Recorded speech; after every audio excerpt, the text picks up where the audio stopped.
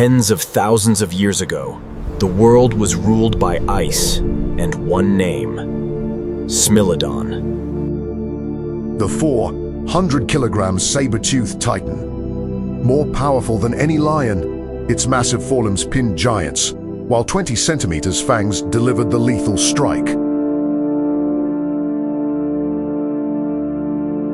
But as the Ice Age ended and prey vanished, this apex predator faded into history, vanishing 10,000 years ago.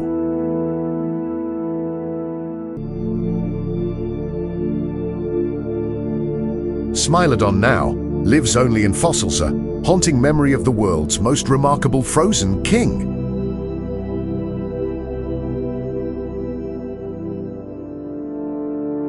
Smilodon ruled the Ice Age, using massive limbs to pin prey before a lethal saber strike.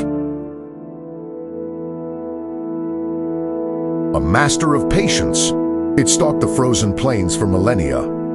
But as the world warmed 10,000 years ago, glaciers retreated and its giant prey vanished. Today, this legendary predator exists only in fossils.